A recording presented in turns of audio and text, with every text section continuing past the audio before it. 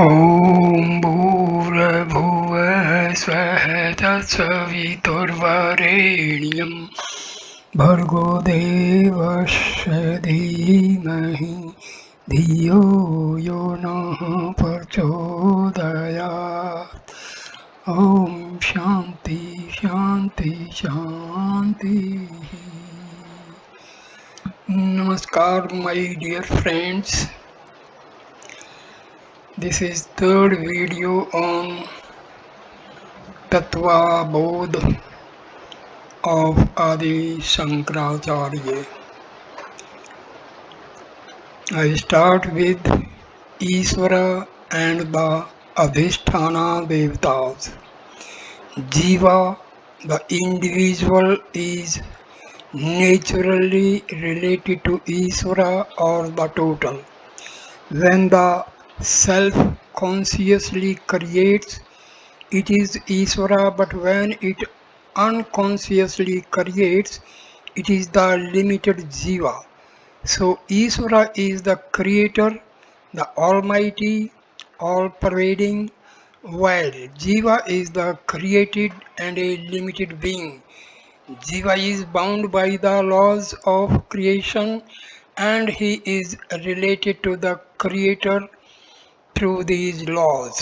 The creator is also called Bhagavan as he possesses the sixfold virtues of Aishwaryam, overlordship, Sri, wealth or freedom, Jnana, knowledge, Vairagya, natural dispassion, Yashas, glory, and Tapas, austerity or light of knowledge.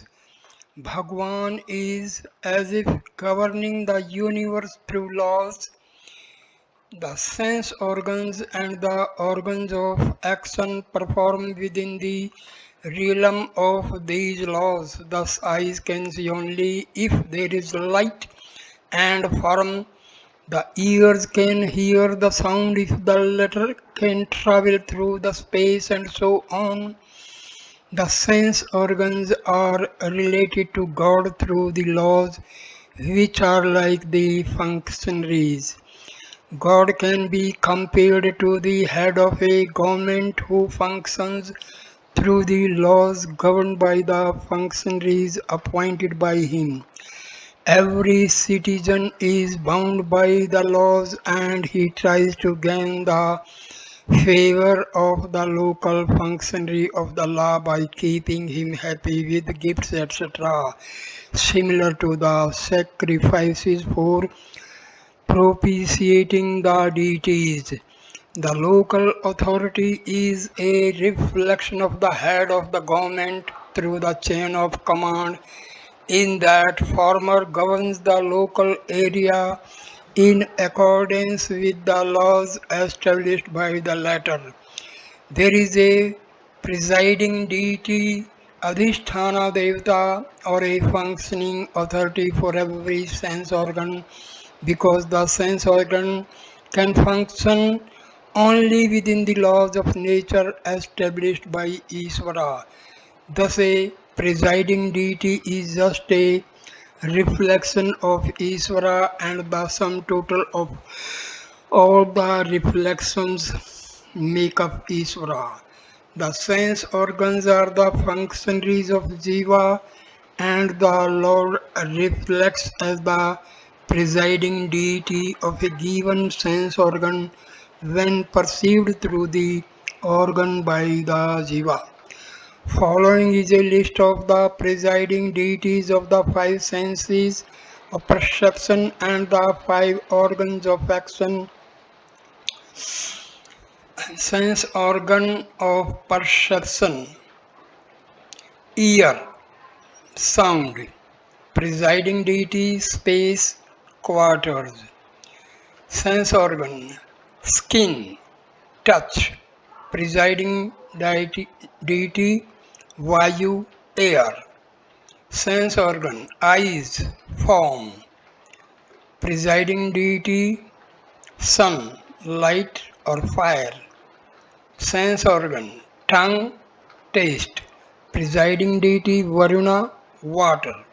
Sense organ of perception, nose, smell. Presiding deity Aswini Kumaras. Organ of action, speech. Presiding deity, fire. Organ of action, hands. Presiding deity, Indra. Organ of action, feet. Presiding deity, Vishnu. Organ of action, anus. Presiding deity, Mritu. Organ of action, genitals. Presiding deity, Prajapati. A presiding deity is related to the particular sense of perception. For example, sound needs the space to travel, eyes need the light of sun to see. There are also presiding deities for other functions for expression in nature. Example, the Ganges for all the rivers or Himalayas for all mountains, etc. The Antahkarna also functions within the laws, and the presiding deities of the four modes of Antahkarna are as follows: Manas, Chandrama, Buddhi, Brahma, Ahankara, Rudra, Chitta, Vasudeva. Here the Buddhi has the creative power and Brahma is therefore the presiding deity. The ego destroys the human personality and Rudra, the destroyer, functions through ego for destruction. Jiva and Iswara. There is no real difference in the different objects of world, nor between the gross and the subtle bodies. However, the limited jiva is not able to visualize or experience this identity, and thus arises the separation of the transactions between these two, and thus the feeling of incompleteness. स्थूल शरीराभिमानी जीवनामकं ब्रह्म प्रतिबिंब भवति स एव जीवः प्रकृता स्वस्मात् ईश्वरं भिन्नत्वेन जानाति. The reflection as it were of Brahma in Sukshma Srira, which identifies itself with the gross body, is called Jiva. This jiva, by nature, ignorance, takes Iswara to be different from himself. Avidyopadhi san atma jiva ityuchate. The awareness, atma, conditioned by the upadhi, which avidya is called jiva. Mayopadhi san Iswar ityuchate. The awareness conditioned by Maya is known as Iswara. Evam upadhi bhedat Jiveshwar भेद दृष्टि यावत् पर्यंतम तिष्ठति तावत् पर्यंतम जन्म मरणादि रूप संसारो न निवर्तते. So long as the notion which is due to difference in the conditionings that Jiva and Ishvara are different remains, until such time there is no redemption from samsara, which is of the form of repeated birth, death, etc. Tasmat karanan जीव ईश्वरयो भेद बुद्धि स्वीकार्यः. Due to that reason, the notion that Jiva is different from Ishvara should not be accepted. The self-identifying with the body is called Jiva. Jiva possesses both gross and subtle body. The subtle body reflects consciousness. Insentient objects do not possess subtle body, and therefore they do not reflect consciousness. One subtle body identifies with only one gross body. Consciousness is everywhere just as space is everywhere. Space transcends everything that stands in it, and therefore Moving an object from one place to another does not need moving of its corresponding space with it, because space is everywhere. Similarly, consciousness or Atma is everywhere. Wherever the subtle body is, it is enlivened by consciousness. When the subtle body leaves the gross body, the latter dies and decays, but the subtle body glows with consciousness wherever it goes. This is analogous to a red hot iron ball which glows because of the fire. Thus, the Jiva is a reflection of Brahma or consciousness. Jiva is nothing but Atma, self conditioned by the Upadhi, conditioning or limiting adjunct called avidya. Ishvara, on the other hand, is the self a Brahma conditioned by the upadhi called Maya. Thus, while the Jiva is conditioned by individual ignorance, Ishvara is conditioned by Maya, which is total ignorance. An important difference between Jiva and Ishvara is that Jiva is under the influence of Maya while Ishvara controls or wields Maya.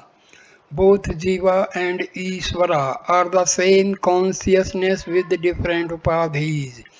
Therefore, basically they are one. However, due to this difference in upadhis, which arises out of self-ignorance, the jiva considers himself as different from Isra, like an actor who has forgotten his identity.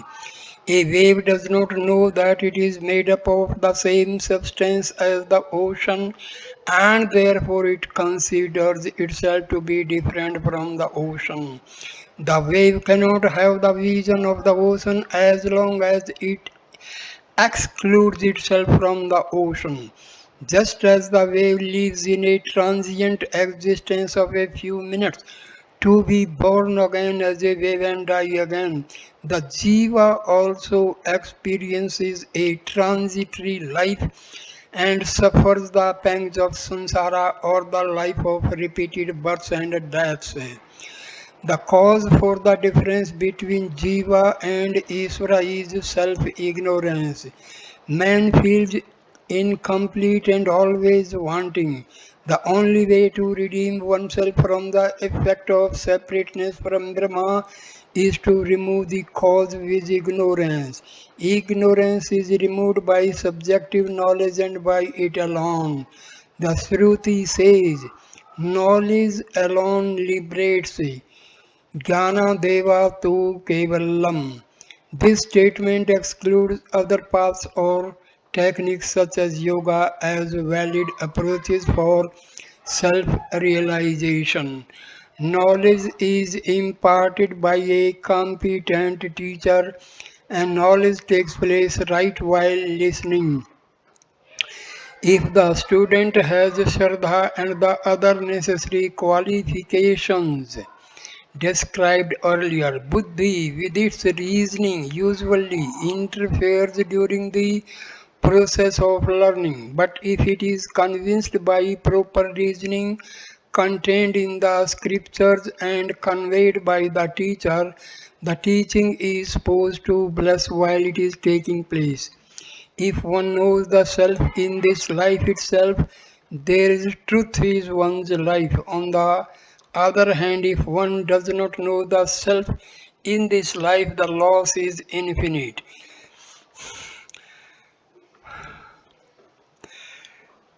Tha cheda vedit avta satyamasti. Na cheditha avedit mahati vinastihi. Tattvam, that thou art. Nanu swa ahankarasya किंचिजस्य जीवनस्य निर्हंकारस्य सर्वजस्य ईश्वरस्य तत्त्वमसीति महावाक्यात् कथम भेद बुद्धि साधु भयो विरुद्ध धर्माक्रांता तत्वात्. but the jiva is endowed with ego and his knowledge is limited, whereas Ishvara is without ego and is omniscient. Then how can there be identity as stated in the Mahavakya Tattvam Asi, that thou art, between these two who are possessed of contradictory characteristics? इति चैतन्य स्थूल सूक्ष्म शरीराभिमानी त्वं पदवाच्यार्थे उपाधि विनिर्मुक्तं समाधि दशा संपन्नं शुद्धं चेतनं Tvam pad lakshyartha. If the doubt is so, no, it is not so. The literal meaning of the word thou is the one who identifies himself with gross and subtle bodies, that is Jiva. The implied meaning of the word thou is pure awareness which is free from all conditionings. एवं सर्वजतवादी विशिष्ट ईश्वर तत्पदवाच्यार्थ. So also the literal meaning of the word that is the Ishvara having omniscience etc. Upadhi shunyam suddha chetanam tadpadalakshyartha. The implied meaning of the word that is the pure awareness free of all conditionings. एवं च जीवेश्वर्यो चैतन्यरूपेण भेदे बाधका भावः. Thus there is no contradiction regarding the identity between Jiva and Ishvara from the standpoint of awareness. The identity between Jiva and Ishvara, or rather between the seeker and the sought, is indicated by the scriptures as the Mahavakya Tattvam Asi, or that thou art. This statement poses a problem to the student. How can there be an identity between two seemingly opposite entities? The Jiva is a limited entity. He is Alpjana, limited in knowledge. Alpayapi, limited in pervasiveness, that is at one place at a time. Alpaskatmin, Alpasaktiman, limited in abilities. On the other hand, Ishvara is Sarvajnana, all-knowing, Sarvyapi, all-pervading everywhere at one time. Sarvashaktiman, all-powerful, possessing the power of creation, destruction, etc.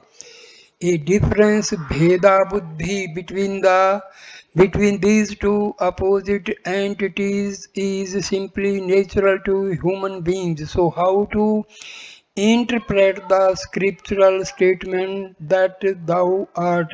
This point of view, which appears to be a valid objection to the statement of the scripture, is called Purva Paksha. There are two types of sentences: ordinary sentence or Samanya Vakya, and a sentence with an implied meaning called Lakshana Vakya. The Samanya Vakya has a straightforward meaning, as in a sentence Rama goes. The Lakshana Vakya, on the other hand, becomes meaningful by implication rather than by literal meaning. For example, the red runs. One has to know that the red refers to a horse, otherwise the sentence is not meaningful. The listener must be prepared to grasp the meaning of a Lakshana Vakya, particularly in scriptural study. Tattvamasi is a Lakshana Vakya, wherein deep meaning is contained. It is a Mahavakya, meaning a statement which reveals the identity between the seeker and the sought. The teacher now proceeds to explain the meaning of this Mahavakya as a Lakshana Vakya with reference to the doubt raised by the student about the apparent contradiction implied in the identity of the limited ego and the limitless Ishvara. The direct meaning Vachyartha of Dautvam Pada is the limited individual ego jiva identified with the gross and the subtle bodies. However, as indicated by the earlier statements, the ego or jiva is nothing but the self circumscribed by the individual ignorance, avidya. So, what is indicated Lakshya by thou is really the self, which is Jiva's true identity. This self is visualized by negating the identification with the upadhis. The self, which is in and through all the three states, waking, dream, deep sleep, is indicated by the word Turiya, which means fourth state. It is not actually a fourth state because the awareness of the self is present in each of the three states also, but in order that one may not confuse any one state with the self, the term Turiya is implied, the real self which is not realized in any of the three states because of the conditioning, avidya, is realized in the state of samadhi. This state is also indicated as Suddha Chaitanya or pure awareness. The direct meaning of the word that Tattva is Ishvara who has infinite knowledge. सर्वाजंत सर्वज्ञान वर्म सर्वज्ञान सर्वज्ञानत्वम and who is omnipresent, sarvavyapi. Once again, as indicated earlier, Ishvara is nothing but the self circumscribed by the total conditioning or maya. Therefore, Ishvara is also Brahma when free of all conditioning. So, the implied meaning of the word that Tat is pure awareness or Shuddha Chaitanya or Param Brahma. The confusion between Jiva and Ishvara has arisen only because they are viewed from the relative plane of time, space, and causality. If viewed from the absolute level of pure consciousness, there is no such confusion nor any contradiction in the Mahavakya Tat Tvamasi. Tat Tvamasi expresses the essence of Vedanta, which is identity between the individual ego, jiva, and pure awareness, Suddha Chaitanya. This identity establishes a unity between all living beings as well as everything that exists in the universe. Everything else with analysis, observations, deductions, etc., that is contained in Vedanta is to support this statement. In this textbook, Tattva Bodha itself, all the earlier analysis pertains to this statement. The analysis of the Panchakosha Srira Traya and Avastha Traya was the analysis of the Jiva and the pure awareness reflected by the Jiva. This is here indicated as Tvam. The analysis of the evolution of the universe by the power of Maya through five great elements, the gross elements and the whole objective universe was the analysis of Ishvara, which also reflects the Shuddha Chaitanya through Maya. This is indicated by Tate. The verb asi is the verb of being and not becoming because the process of realization does not involve any change. The object of knowledge and the means of knowledge are same in self-realization. In the study of Vedanta and the pursuit of self-realization, the teaching by a competent teacher, Sadguru, is extremely important and absolutely necessary. Enquiry into Brahma should not be carried out independently, even though one may be a scholar. Shastra Shastrajnanopi Sautrena Brahmaveshanam na kuryat. One can learn the scriptures, shastras, independently by oneself, but that will not lead to the truth. The whole existence is full of paradoxes, such as that indicated by the identity between the limited jiva and the limitless Isvara. This and other paradoxes cannot be erased except by a competent teacher who has proper vision and realization. Vedanta is not a system such as Nyaya or Yoga. It is a revelation through paradoxes. A dexterous teacher who knows the tradition, Sampradaya Vitte, employs the traditional methodology of teaching. Although the language and the form of presentation would change from time to time to suit the audience, the basic methodology of revealing the scriptural knowledge remains unchanged at all times. Jivan Mukta, he who has realized the truth of the oneness of the self and Brahma, as well as the oneness within the whole universe, is called a Jivan Mukta or a Jnani.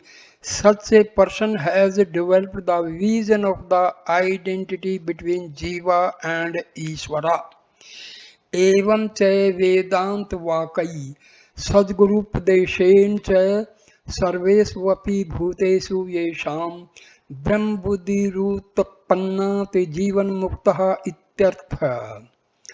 Thus, by the words teachings of Vedanta imparted by a competent teacher, Sadguru, those in whom the knowledge of Brahma in all beings is born, they are the Jivan Muktas, liberated even while living. Nano Jivan Muktah ka. Then who exactly is Jivan Mukta? यथा देहो अहम पुरुषो अहम ब्राह्मणो अहम शूद्रो हम समीति दृढ़ निश्चय सतता न हम ब्राह्मण न शूद्र न पुरुष किंतु असंग सच्चिदानंद स्वरूप प्रकाश रूप सर्वांतर्यामी चिदाकाश रूपो समीति दृढ़ निश्चय रूपो प्रोक्ष ज्ञानवान जीवन मुक्तः.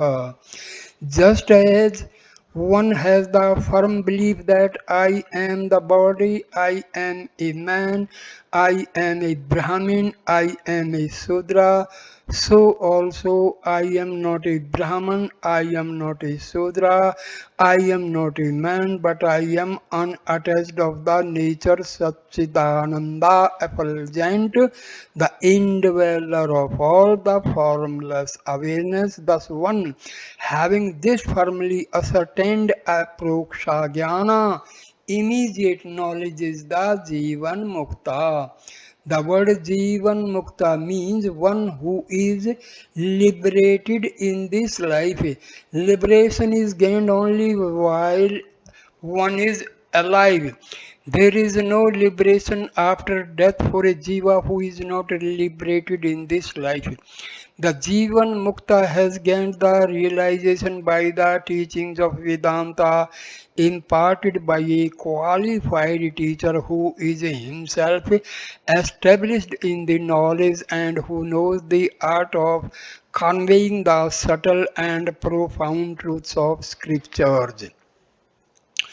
The Jivan Mukta is like a wave which has realized that it is made up of the same substance, water, as the ocean, and that indeed it is ocean. As long as he is alive, the Jivan Mukta enjoys this bliss of identity with Brahma and the universe. Externally, he does not look any different from other human beings. He does not develop any special features or styles or postures. But internally, he has the vision of Brahma Buddhi. His physical body goes on as long as there is momentum, just as a wave goes on until its momentum is exhausted. The Shruti says, यतो वा इमानि भूतानि जयन्ते येन जतानि जीवन्ति यत् प्रत्ययन्ति भी संविशन्ति तत् विजिज्ञानस्व तत् ब्रह्मेति. From what all these elements and any elementals are born, by which the born are sustained, and to which they go and enter fully, may you entertain a valid desire to know that as Brahma itself. What is the nature of the Jivan Mukta? How is the vision of Brahma reflected in his nature? He is the one who is firmly established in the vision. I am unattached of the nature of Satchitananda, effulgent, the indweller of all, formless consciousness absolute. The meaning of these terms is explained below. Asanga, unattached. Just as the Jiva has a firm conviction that I am the body or I am a Brahmin, I am a man, etc., a Jivan Mukta has the conviction, Dridha Nischay, I am not the body, I am not a Brahmin nor I am a man. It is his firm conviction gained through the knowledge of the self that he is not attached to anything. He does not entertain any notions of identification with body, caste, or creed. Just as space is not attached to nor contaminated by anything contained within it or associated with it, Atma is also free, unattached from everything. Atma, self, transcends everything but is not attached to anything. Jivan Mukta does not perform any action with the sense of Aham, and therefore he is not associated with the results. Satya Chitti Ananda, existence, knowledge, bliss. Jivan Mukta has acquired the vision of oneness of the self and Brahma. He is therefore of the nature of Satchitananda or existence, knowledge, bliss, which is the nature of the self or awareness. He is also Prakasa Savrupa, the effulgent one who illumines everything, the thoughts in the mind, the outside world, and even the luminaries like the sun and the stars. When the eyes are closed, one is still able to visualize the surroundings, which goes to show that awareness illumines the thoughts and therefore the manas, buddhi, chitta, and ahankara. Sarvantriyami, Sarvantriyami, the indweller of all. Consciousness is all pervading, that is, it is everywhere at once. Everything functions because of it, while it does not perform any functions. The Jivan Mukta is also all pervading, Sarvyapi, because he is of the nature of awareness.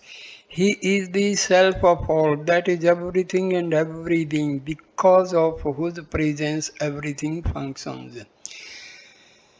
Chidakasarupa, formless consciousness. That which is formless, pure and simple, like the sky is Chidakasa. Space is considered to be the dress or covering for the universe. However, space is within the consciousness and therefore the consciousness or Atma covers everything. The Jivan Mukta, being of the nature of Atma, is the accommodator of the universe. Aproksha Jnana. The knowledge of the self is immediate knowledge or aproksha jnana. The Jivan Mukta who has gained the knowledge of the self is called aproksha jnani. Knowledge is gained in the three ways: direct or pratyaksha, which is the knowledge obtained by direct perception by sense organs. Second, indirect or proksha, which is the knowledge gained by inference, anumana, when the object of knowledge is away from the perceiver. Such knowledge is obtained by listening to description, etc. Third, immediate or aproksha, that which is neither pratyaksha nor proksha but immediate. Such is the knowledge of the already accomplished. Pratyaksha prapti, or the knowledge of the subject that already exists. Immediate knowledge of the self, if therefore called aproksha jnana. Such a knowledge is not there is a certain Brahma, but that I am Brahma and this is the aproksha jnana. The enquiry continues until asti is becomes asmi and the nature of the Jivan Mukta is the nature of Atma or awareness, and there are no external features by which such an individual can be identified. Freedom from bondage. ब्रह्मैवास्मि प्रोक्षज्ञानेन Nikhil क्रम बंधावी निर्मुक्त स्यात्. By the immediate knowledge aproksha jnana that I am Brahma, one becomes free from bondage of all karma.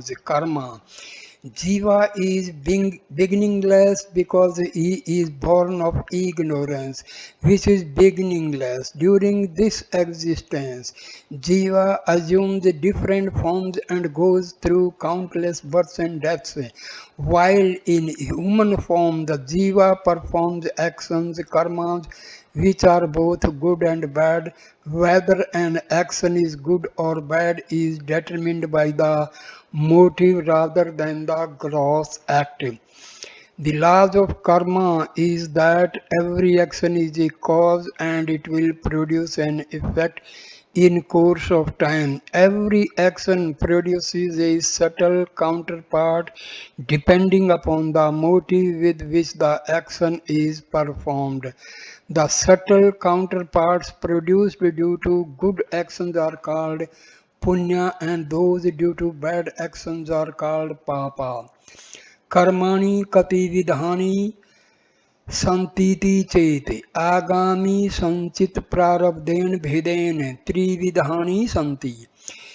If it is asked how many kinds of karma are there, the reply is there are three kinds of karma, namely agami, sanchita and prarabdha. ज्ञानोत्पर्यन्तरं ज्ञानोत्पत्त्यन्तरं ज्ञानिदः कृतं पुण्यपापरूपं क्रम यदस्ति तदागामित्यभिधीयते. The result of actions, good or bad, performed through the body of the jnani after the dawn of knowledge is known as agami. Agami karma. The jiva performed the actions during his existence in human form while exhausting his prarabdha karma. Such actions performed willfully with the notion of doership ego result in punyas and papas and are called agami karma.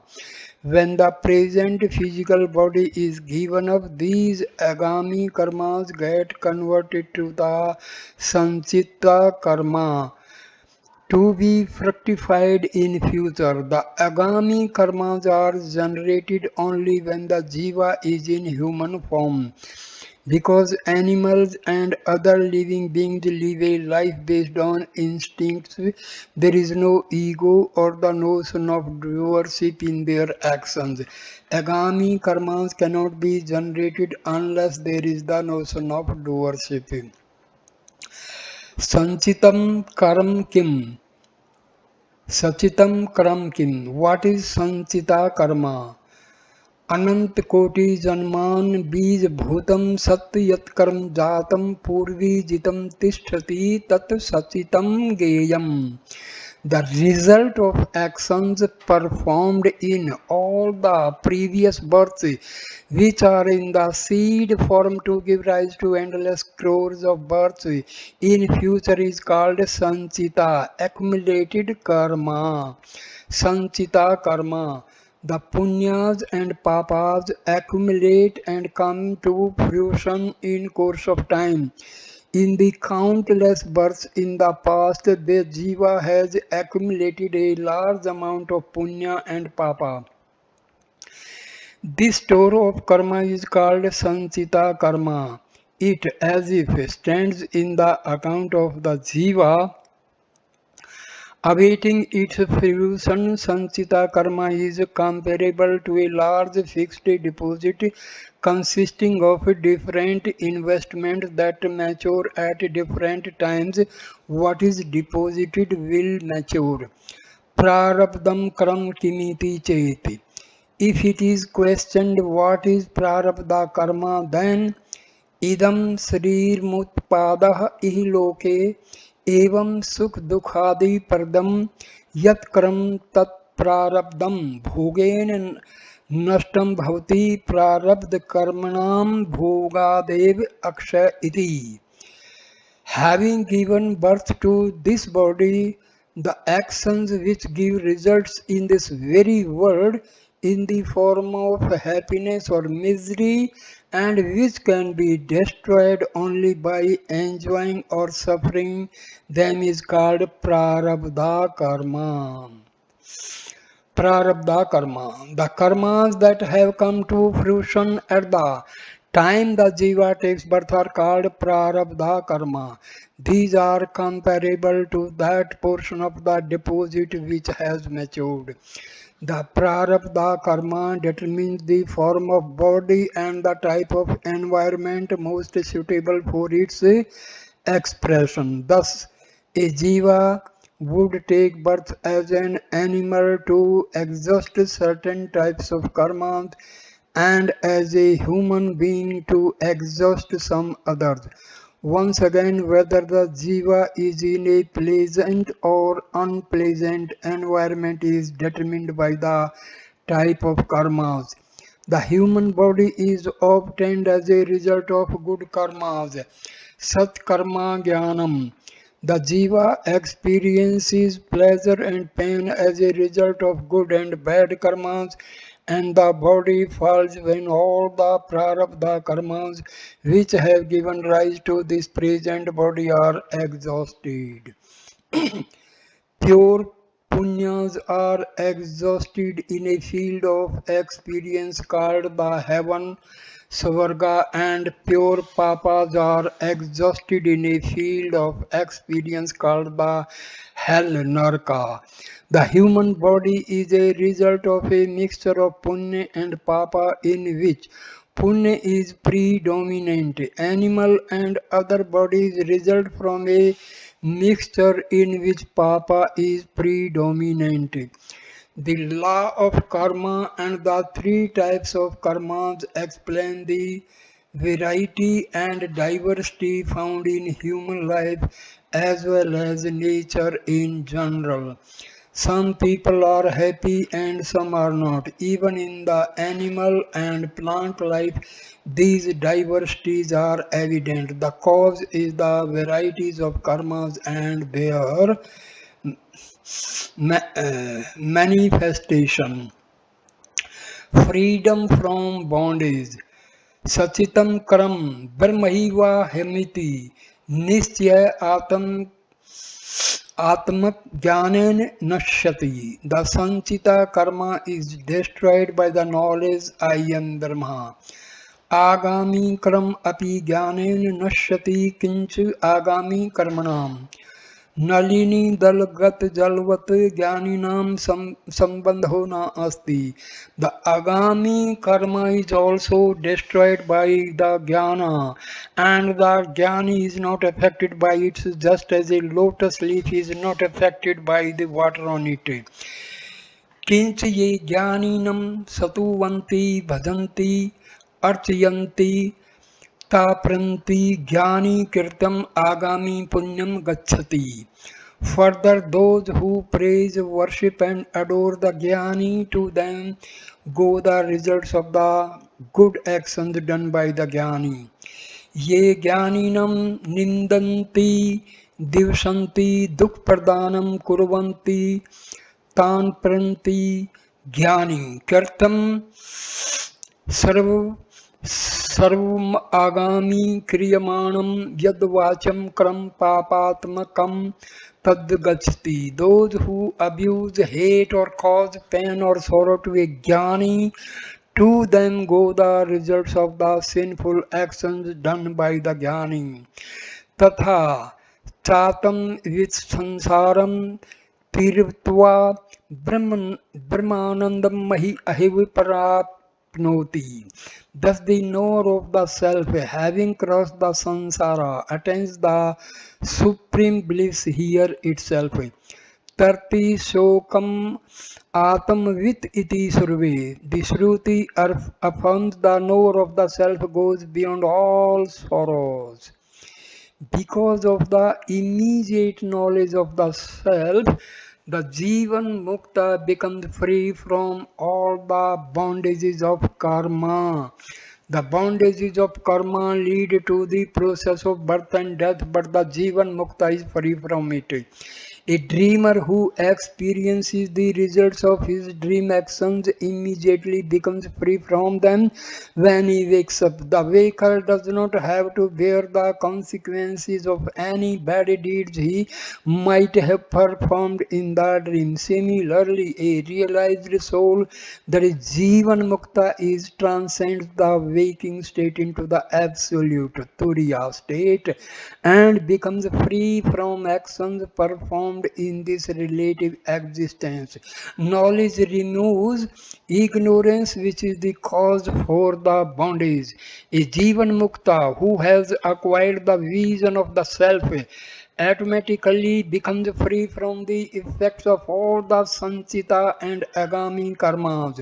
The Jivan Mukta is like a man awakened from sleep and therefore unattached or free from the effects of karmas performed in the dream state. By removing the cause for bondage, that is ignorance, the realized man becomes free from the effects of karmas which results from ignorance.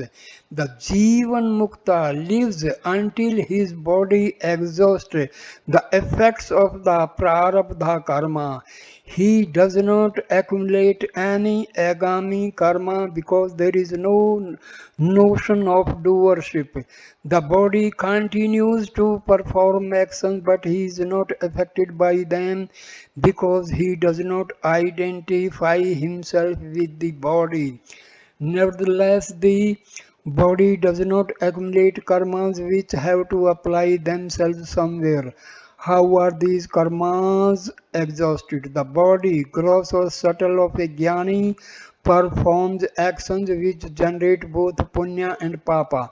The punyas are transferred to those who praise, worship and adore the Jivan Mukta. The papas are transferred to those who hate or cause pain or sorrow to the Jnani. Thus the Jivan Mukta is free from the effects of any karmas performed by the body. After the vision of the self has been gained, he has no more to take birth in any form because he has no karmas to exhaust. Thus, the Jivan Mukta has crossed the cycle of samsara, the chain of repeated births and deaths.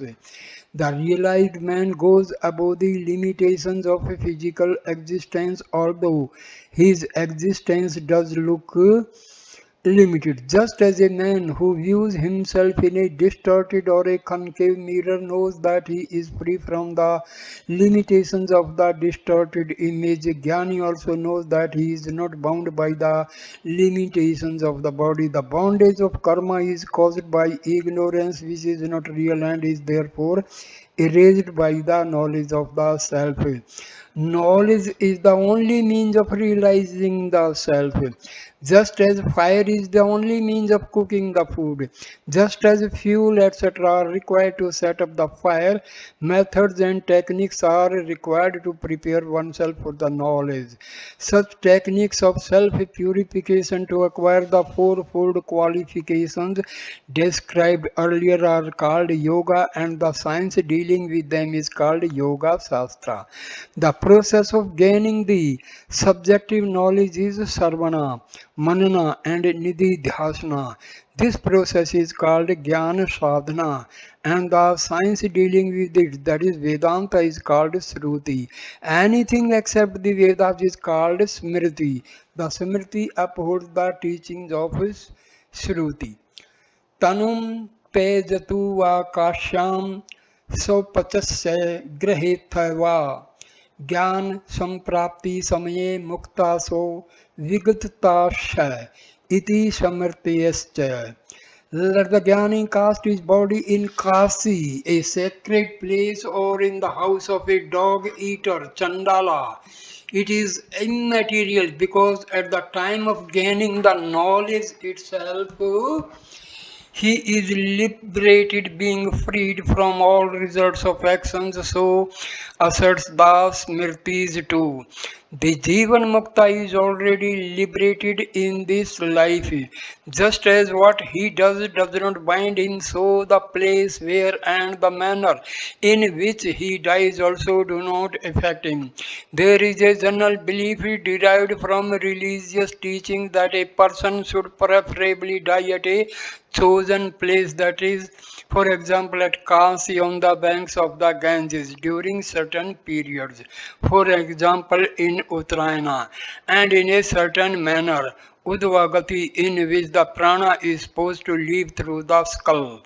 These things may possibly indicate something for a jiva, but for a jnani, it is immaterial where he dies, whether at a sacred place such as Kasi or a detestable place such as in the house of a Chandala. He has already become free from all concerns the moment he gained knowledge of the self. Iti Tattva Parakaranam Samaptam.